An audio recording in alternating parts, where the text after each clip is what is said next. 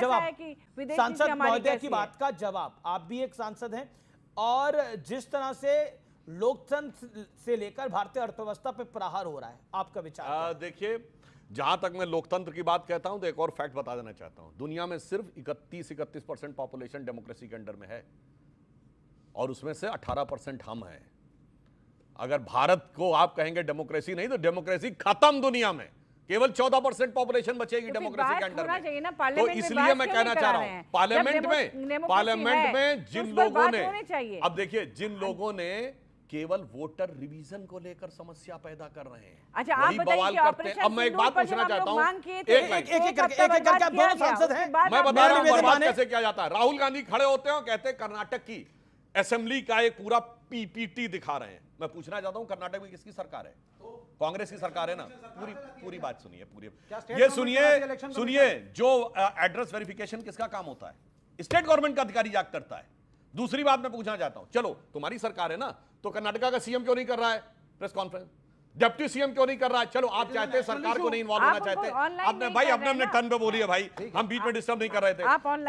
कर्नाटक का कांग्रेस का प्रेसिडेंट क्यों नहीं कर रहा प्रेस कॉन्फ्रेंस? कर्नाटक का से राष्ट्रीय अध्यक्ष है कांग्रेस का, वो क्यों नहीं कर रहा है? नेशनल इशू है।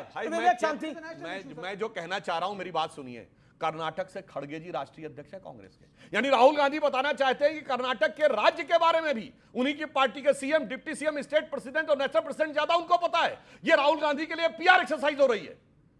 अन्यथा वहां के राज्य के नेता से ज्यादा वो कैसे पता होने का दावा कर रहे हैं, ये अपने आप में बहुत आश्चर्यजनक बात है।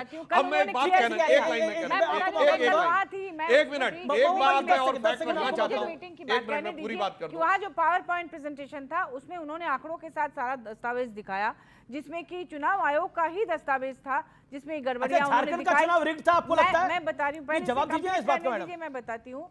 तो उनका कहना था कि आखिर चुनाव आयोग इसे ऑनलाइन क्यों नहीं कर देती? अगर ऑनलाइन कर दिया जाए तो आसानी से लोगों को पता चल जाएगा कि कितना फर्जी है, कितना नहीं है। किस चीज को ऑनलाइन करा जाए? वो जो डॉक्यूमेंट्स है चुनाव आयोग का, जिसका दिखाया था पावर पॉइंट प्रेजेंटेशन में सुबह में, ऑनलाइन करने की बात राहुल जी कह रहे थे। और जहां तक राहुल जी को ये तो पता होना चाहिए, कांग्रेस पार्टी का हेडक्वार्टर थोड़ी है जहां वो जो बोलेंगे वो होगा। वो तो इलेक्शन कमीशन है, वो तो अपने अनुसार काम करेगा। ओके, उन्होंने जैसा बताया कि उन्होंने महीनों की रिसर्च करा। मैं एक बात कहता हूं, कल राहुल गांधी ने किया पीपीटी, ठीक, और कहा कि 1 लाख, मतलब 1 लाख एक असेंबली में गड़बड़ वोटर हैं। तो पहले बता दें, उस असेंबली में वोट कितने पड़े थे, उस असेंबली में वोटर कितने और किस पार्टी कितने वोट पड़े। 1 लाख एक असेंबली, चलिए मान लिया। एक केवल जो केस होता है उसको अगर आप केवल गौर से देखना चाहें कि कौन कौन सा इसका डॉक्यूमेंट है, तो कितना समय लगेगा? 1 से 1.5 मिनट लगेगा ना। तो मतलब 1 घंटे में आप कितने कर पाएंगे? 50 या 40 कर पाएंगे? नहीं, मैं कह रहा हूं ना, विशेषज्ञ आके टीवी में बैठ गए, मैंने सारा स्टडी कर लिया। तो मैं पूछना चाहता हूं, सर अपने रिटर्न पे बोलिए। महुआ जी बोल रही है ना, सुनिए, अगर 1 घंटे में आप 40 कर सकते हैं तो 10 घंटे में 400 और 25 घंटे में 1000, यानी 250 घंटे चाहिए पढ़ने के लिए। भैया 250 मिनट नहीं हुए, सारे विशेषज्ञ मैंने सब देख लिया है, सब गड़बड़ है, सब गड़बड़ है। अरे भाई फैक्ट पे बात करो ना। अगर तुम ये कहने का प्रयास कर रहे हो कि ये सारी बात गड़बड़ है, और इससे मैं मजेदार बात कहूं, देखिए इससे बढ़िया कोई नेता नहीं हो सकता। यानी राहुल गांधी तो अपने एसआईआर का केस सबसे मजबूत कर रहे हैं। यानी वो कह रहे हैं एसआईआर नहीं, अब तो एनआरसी भी होनी चाहिए, ताकि सारी बात दूध का दूध और पानी का पानी हो सके। मैं आपको मौका दूंगा सतीश जी, आपको मौका दूंगा। बोलूं फिर सिर्फ 10 सेकंड। मैं सिर्फ 10 सेकंड लूंगा। सुधांशु भाई, आपने जो भी एलिगेशंस राहुल गांधी ने लगाए उस पे आपने एक लाइन भी नहीं बोला। आपने क्या बोला? ये कर रहे हैं प्रेस कॉन्फ्रेंस, तो कर्नाटका के प्रेसिडेंट क्यों नहीं कर रहे? तो मल्लिकार्जुन खड़गे क्यों नहीं कर रहे? जो मर्जी करे, why don't you concentrate on the issue? एक नेशनल इशू है, Rahul Gandhi leader of opposition भी है, शायद आप भूल गए। वो बतौर कांग्रेस के फंक्शनरी के रूप में नहीं बोल रहे थे। कल जो मीटिंग हुई उसमें ये भी थी, महुआ मैडम भी गई हैं, जो आई हैं यहाँ पे डिबेट में हमारे साथ, सब लोग थे। तो as a leader of opposition उन्होंने उस चीज को दिखाया। आपके पास उन एलिगेशंस का कोई जवाब नहीं है। ऐसा क्यों है? राहुल गांधी कहते हैं कि भारत का लोकतंत्र कमजोर हो गया है, भारत की अर्थव्यवस्था मर गई है, और आप उसका सपोर्ट करते हैं। आपने नहीं, लोकतंत्र अगर भारत में नहीं है तो चाइना में है क्या लोकतंत्र? अगर इलेक्शन कमीशन सऊदी अगर इलेक्शन कमीशन के ऊपर है, इराक में है, अगर इलेक्शन कमीशन के ऊपर उंगली उठेगी, आप वोटर लिस्ट को रिग करेंगे तो डेमोक्रेसी नहीं चल रही है। ओके ओके करके आप सत्ता में। सुधांशु जी, देन सतीश के और 25 सीट, सिर्फ 5 सेकंड और 25 सीटों का एलिगेशन है राहुल गांधी का। माननीय राहुल गांधी ठीक ने है, कहा आपने बोला, 25 आपने सीट बोला, में आपने और बोला। अगर आ मेरा जाते, सवाल यह है, इनकी राहुल पार्टी गांधी का को कुछ भी प्राइम मिनिस्टर पसंद नहीं आ रहा और प्रियंका जी को तो सुप्रीम कोर्ट पसंद नहीं आ रहा। देखिए, विवेक जी को विवेक शून्य होकर बात नहीं करनी चाहिए। जो मैंने बात की एकदम विवेक लीगल बात शून्य? कही है। हाँ, विवेक शून्य क्यों? भारत के संविधान में यह व्यवस्था है अब शून्य कि, को बोले। हाँ बता रहा हूं क्यों। भारत के संविधान में व्यवस्था है कि किसी भी असेंबली सेगमेंट में अगर वोटर को लेकर कोई आपत्ति है तो उस असेंबली सेगमेंट का व्यक्ति उसके लिए शिकायत कर सकता है।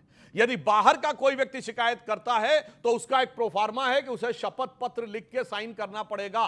कर्नाटक की असेंबली के लिए दिल्ली में बैठा हुआ व्यक्ति कर सकता है, मगर उसका एक प्रोफार्मा है कि वो शपथ लिखे और उसमें अगर उसके द्वारा कही गई बात झूठी पाई गई तो जेल जाने का अधिकार है। बताओ वो उस असेंबली के वोटर है क्या? इसलिए मैंने और कहा ये राहुल कर्नाटक गांधी के को जेल असेंबली भी के वोटर से भेजेंगे। क्यों नहीं कराया जा रहा है? चूंकि ईमानदारी से बात से टेक्निकली नहीं ठीक है, उठाना मेरा है, इसको विषय लेकर बहुत बवाल बड़ा करना है है। सिर्फ। मेरा विषय बहुत बड़ा है। ओके ओके, आप 10 सेकंड। शून्य टाइप की बात कर रहे हैं। भाई, विवेक आपने शून्य। मुझे कहा विवेक शून्य। मनोज कुमार की पिक्चर थी, सबने देखी होगी, उसमें कहा भारत ने जीरो बनाया, जीरो बनाया मेरे भारत ने। वो गाना सुना है ना, और हम प्राइड फील करते थे, हम छोटे बच्चे होते थे कि zero is an invention of India. इन्होंने क्या किया? इन्होंने इंडिया को फिर शून्य कर दिया। आप देख लीजिए, जब हम युद्ध लड़ने जाते हैं कोई हमारे साथ नहीं, शून्य समर्थक। इकोनॉमी में डेड इकोनॉमी होने जा रही है। अब उस पर आप पकड़ लेंगे डेड क्यों, डेड क्यों, डेड एक क्यों? लाइन और। नौकरी नहीं मिलेगी तो डेड है। 80 करोड़ को राशन दोगे तो एक डेड लाइन है। नहीं, इस पे एक लाइन बोल दूं है ना? सर। अब तो- बोल लूं सर। हाँ। इनकी विवेक शून्यता का फिर प्रमाण देता हूं। उस गाने से पहले जब जीरो दिया मेरे भारत में, उससे पहले प्राण मनोज कुमार से कहता है क्या है इंडिया का कंट्रीब्यूशन वर्ल्ड में? India contribution the world is 0 0 and 0। तब मनोज कुमार गाना शुरू करते हैं जब जीरो दिया मेरे भारत ने। आज वर्ल्ड की इकोनॉमी में आईएमएफ की चीफ क्रिस्टीना जॉर्जिएवा कहती है India contribution is 15% of the global economy. Goldman सैक्स कहता है 16% ऑफ द ग्लोबल इकोनॉमी, और ग्लोबल इकोनॉमी का ग्रोथ इंजन भारत बनना है। यह है विवेक शून्यता। यह है विवेक ये भी शून्यता। कहते हैं। आप कह रहे हैं लोकतंत्र में शून्य है, इकोनॉमी में शून्य है। बिल्कुल। दीप्ति जी के बाद आता हूं, फिर सतीश जी के बाद आता हूं। सतीश जी भी वेट करें। दीप्ति जी, हम जीरो हैं, लोकतंत्र में शून्य है, अर्थव्यवस्था में शून्य है। आप सब जो इधर बैठे हैं सब शून्य है। भाई जीरो अंडा है आप लोग, हम सब पूरा भारत जीरो है जी। बताइए क्या कहेंगी? सर, क्योंकि बात यहाँ अर्थशास्त्र की हो रही है और मैं अर्थशास्त्री होने के नाते आंकड़ों पर ही बात करूंगी, फिर हम अपने आप जज कर लेंगे, ऑडियंस जज कर लेगी कि क्या हम वाकई ही जीरो हैं, डेड हैं कि नहीं है। हम पहले बात करते हैं world of ease of doing business की, जो वर्ल्ड हमारा डेटा चलता है। 2014 में हम 130 से 140 की रैंक पे थे और 2020 में आखिरी बार ये रिपोर्ट पब्लिश हुई जिसपे हम 63rd नंबर पे आ चुके थे कि पूरा वर्ल्ड यहाँ पे आके बिजनेस करना अपने आप को कितना बेहतरीन समझता है। फिर बात करते हैं अपने मैन्युफैक्चरिंग सेक्टर की, जो कहते हैं डेड है, मैन्युफैक्चरिंग बढ़ नहीं रही है। मैं केवल 14-24 का कंपैरिजन सारे कर रही हूँ आपके सामने। 2012 तक हमारी इकोनॉमी 9-9.5% की दर से बढ़ रही थी मैन्युफैक्चरिंग सेक्टर। कारण जिसका ये था कि तब तक अभी हमारा ग्लोबलाइजेशन का डेटा सारा इंपैक्ट आ रहा था, फिर सबप्राइम क्राइसिस आया जिसका इंपैक्ट वर्ल्ड पे रिपल्स आना शुरू हुआ 2012 के बाद। फिर 12 से 14 तक हमारी मैन्युफैक्चरिंग सेक्टर केवल 7-7.5% ही बढ़ पाई और 14 से लेकर 24 तक का आंकड़ा आज भी यही कहता है कि हमारी मैन्युफैक्चरिंग 7 से 9% की दर तक सालाना बढ़ रही है, CAGR, जिसको कंपाउंड एनुअल ग्रोथ रेट हम कहते हैं। फिर उसके बाद आते हैं आपके एक्सपोर्ट पर। हमारा मर्चेंडाइज एक्सपोर्ट जो है वो ऑलमोस्ट 3 टाइम्स हो चुका है 14 से 24 के बीच में। सर्विस एक्सपोर्ट तो कितना आगे बढ़ चुका है उसका कोई मापदंड अभी 5 टाइम्स हो चुका है।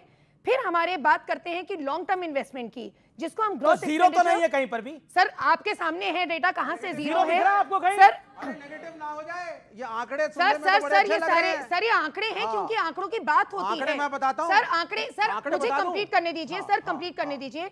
सर जीडीपी सतीश जी हमारा भी। 2 से 4 ट्रिलियन हो अरे चुका मैडम, है। ये आरएसएस के आंकड़े सर मत सर सुनाइए, सर ये ये आरएसएस के आंकड़े हैं मैडम। सर चलिए पूरी हम की तो नहीं मानते सर इसको। चलिए आप सीसी बताइए, 80 करोड़ लोगों को रोटी देनी पड़ रही है। जब 21 लाख क्या नए करोगे लोगों इसका? को- सर जब 21 80 लाख करोड़ को लोग रोटी नए- सरकार देती है, 5 किलो राशन। सर जब 21 ये लाख क्या लोग करोगे EPF में कागजों का रजिस्टर भाई? हुए, सर फिर हम एक काम करते हैं ना, सारे के सारे संस्थान बंद ही कर देते नहीं, हैं। बंद मत करिए। CIC बंद रिग्ड नहीं है करिए। आपका, EEC रिग्ड है आपका, सब कुछ ही रिग्ड है आपका, ये नेशनल स्टैटिस्टिक्स सर्वे रिग्ड है, सब कुछ ही रिग्ड है। सब तो कुछ संस्थान गलत की है। जरूरत अरे नहीं है। आंकड़े ही गलत हैं। एक दिन आप बताइए। सतीश जी बोले नहीं अभी अच्छा तक। चलिए सुनिए जी। क्या ये अमेरिका- RSS के आंकड़े हैं। मैं इन्हीं से सवाल पूछता हूं जी। अमेरिकन, मैं कोट कर दूंगा आपको, टॉप इकोनॉमिस्ट कहते हैं, और आप जाकर के चेक करिएगा, बच्चों गूगल पे जाकर जरूर चेक करना किस किस अखबार में लिखा है, 10 to 15 बड़े बिजनेस हाउसेज इस कंट्री को रन करते हैं, इकोनॉमिक डिस्पैरिटी है जिसकी वजह सर, से सर, नहीं, हंगर इंडेक्स, फिर विवेक हंगर शून्य बोल इंडेक्स रहा इनको है। बोलने दीजिए, हंगर इंडेक्स पे जरा बोलिए, हैप्पीनेस इंडेक्स पे बोलिए, अच्छा ये 80 करोड़ लेफ्ट राशन पे कब से बोलिए मतलब जरा। पिछले जरा 50 साल बोलिए से यार। ये बात कह रहा है। इन्होंने सतीश जी को आना inequality पड़ेगा की बीच बात के अंदर। करी। सतीश के सिंह विनोद फिर भारत इनइक्वालिटी सबसे इंडेक्स बेहतर सबसे स्थिति में। बेहतर स्थिति में है सर। सबसे चीन, जो- अमेरिका बेहतर, बिल्कुल फिर सर। विवेक शून्य बोल रहा है। आप इनइक्वालिटी की सब बात कुछ नहीं अच्छा है की। भाई, सब कुछ अच्छा है, सबके पास सब सर, कुछ जब है, वो संस्था को ही सब नहीं अच्छा सबके है। पास सब कुछ नहीं है, ऐसा हो ही नहीं सकता। किसी अर्थव्यवस्था में सबके पास सब कुछ हो। नहीं, जो है, जो जो बिल्कुल जो है। जैस- अरे मैं देखिए है। ये ऐसा हो ही नहीं सकता, ये किसी मुल्क में नहीं होता। सर, एक सतीश बात जी और बोलना अरे बड़ी चाहूंगी शांति कि से मैडम सुन रहा है, जरा हमारा भी हाँ, सुन ये लीजिए। सर, काफी- मैडम ने कहा कि अब राहुल गांधी जी कह रहे हैं कि इलेक्ट्रॉनिक वोटिंग कर लीजिए। मैं केवल पूछना चाहूंगी, अब यहाँ पे एज अ नॉर्मल रेजिडेंट की बात कर रही हूँ, नॉर्मल सिटीजन की। राहुल गांधी ने कहा कि मुझे वीवीपैट चाहिए, चलो जी वीवीपैट से हो गया। फिर अब राहुल गांधी कह रहे हैं पहले था कि मुझे इलेक्ट्रॉनिक चाहिए, इलेक्ट्रॉनिक हुआ, फिर मुझे वीवीपैट चाहिए, वो हो गया। अब कह रहे हैं नहीं सर, वीवीपैट से पूरा उसका वेरिफिकेशन हुआ। अच्छा ठीक है, सर, बीच में रैंडम करें, सैंपलिंग, सतीश सर, के रैंडम सिंह सैंपलिंग इंतजार कोई करें, चीज आप होती है। प्लीज बी फिर, फेयर। सर रैंडम सैम्पलिंग कोई चीज होती है, इकोनॉमिक्स में हम पढ़ते हैं सारे लोग, वो हुआ। अब वो कहते हैं कि मुझे डिजिटल चाहिए, वो होगा। फिर उसमें अगर वो नहीं जीतेंगे, फिर पता नहीं भगवान ऊपर से उतरेंगे, अवतरित होके इलेक्शन करवाएंगे ओके, तो ओके। होगा। भगवान शायद। को उतरना पड़ेगा अवतरित होकर, तभी इलेक्शन जीत पाएंगे क्या? दूसरा, आपको अभी जो इकोनॉमिस्ट मैडम ने बोला कि भगवान अवतरित होकर उतरेंगे तब इलेक्शन जीतेंगे, तब यकीन होगा। पॉइंट नंबर 2, भारत की अर्थव्यवस्था और लोकतंत्र दोनों मर चुके हैं। आपको लगता है देखिए, सतीश जी? 2 एटम बम फूटा है, अच्छा, एक डोनाल्ड ट्रंप का फूटा है और एक जो है राहुल का दावा है। अब सुन लीजिए, आजादी के बाद ये 2 सबसे बड़ी घटनाएं, इतने गंभीर आरोप चुनाव आयोग पर कभी नहीं लगे और आजादी के बाद से किसी विदेशी नेता ने भारत का इतना अपमान नहीं किया है। इससे आज तो कम से कम सुधांशु जी जरूर हमसे एग्री होंगे। मैं तो कहता हूं इनका हाल ट्रंप के साथ वो वाला है कि हम लोग 90 के दशक में गाना सुनते थे कि अच्छा सिला दिया तूने मेरे प्यार का, दिल तोड़ दिया यार ने ही यार का। क्या हालत बना रखी है, क्या हालत बना रखी है सुधांशु जी। आज मैं मोदी जी के नेतृत्व में, मैं उनके नीतियों का विरोधी हूं, लेकिन पूरे देश की तरफ से, कम अपने तरफ से आज उनके नेतृत्व में हम आस्था जता रहे हैं कि इस ट्रंप नाम के दानव से लड़ो, हम आपके साथ हैं। कि एक दर्द मैं समझ सकता हूं अपने विरोधियों का। जब से मतपेटियां लुटनी बंद हो गई, इनको बहुमत मिलना बंद हो गया। जब से बूथ कैप्चरिंग बंद हो गई, इनको बहुमत मिलना बंद हो गया। वोटर आईडी कार्ड 94 से आया, उसके बाद कांग्रेस को बहुमत कभी नहीं मिला। इवन आप समझिए सीसीटीवी जब से हो गया, तब से बहुमत कभी नहीं मिला।